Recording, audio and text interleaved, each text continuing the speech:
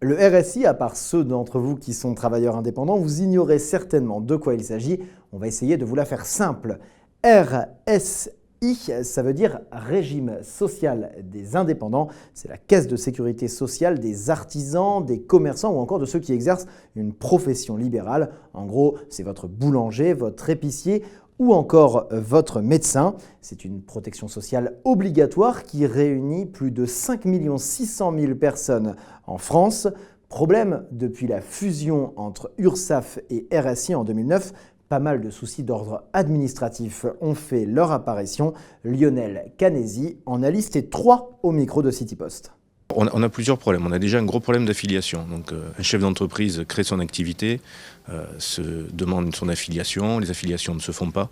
Donc, pas de couverture. On fait plusieurs courriers recommandés auprès des caisses pour les affiliés. Enfin, c'est très compliqué. On note à peu près un délai moyen d'1 an, 1 an et demi pour arriver à les affilier. Il faut savoir que quand on passe du régime général au régime des travailleurs non salariés, on est couvert pendant 1 an. Donc si on dépasse 1 an, il y a une période où on n'est plus couvert. Donc ça peut être de gros problèmes. On a des problèmes de radiation aussi. Les clients sont radiés sans raison, sont réaffiliés derrière, reçoivent des huissiers, on leur demande des cotisations qui ne sont pas dues. Donc voilà, de grosses cristallisations à ce niveau-là. Et puis on a le problème des cotisations, où les cotisations sont appelées sur une base N-2 pour être régularisées l'année d'après. Donc si on a une activité en dents de scie, une bonne année, une mauvaise année, on paye sur la mauvaise année les cotisations de la bonne année. Donc, ce qui crée aussi des difficultés pour nos chefs d'entreprise. Un véritable serpent de mer administratif qui nuit aux plus petites entreprises, d'autant que ce problème avait déjà été signalé par l'Ordre des experts comptables de Marseille en 2009. Eric Woerth s'était alors engagé à ce que tout soit réglé d'ici fin 2010, mais aujourd'hui, le problème reste entier. Pourtant, l'Ordre a des solutions à proposer. On a des solutions à présenter au ministre, on a des solutions à présenter au Premier ministre.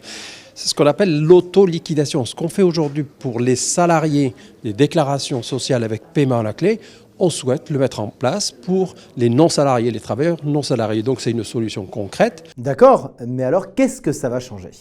Eh bien, elle changerait qu'on n'a plus de taxation d'office. C'est ce qui se passe pour les salariés. Quand il y a une déclaration tous les trimestres ou tous les mois, on fait la déclaration, on paie les charges. Or, aujourd'hui, ce qui arrive au niveau du RSI, c'est eux qui le gèrent. Mais comme ils sont complètement dysfonctionnés, en tout cas dans notre région, bien, il y a des taxations d'office, des choses incompréhensibles, je dirais, pour les entreprises. Et qui finissent par aboutir à des redressements, des taxations d'office et finalement par des dépôts de bilan. Aujourd'hui, une pétition a été lancée sur Internet sur le site change.org. Elle a déjà récolté plus de 379 signatures.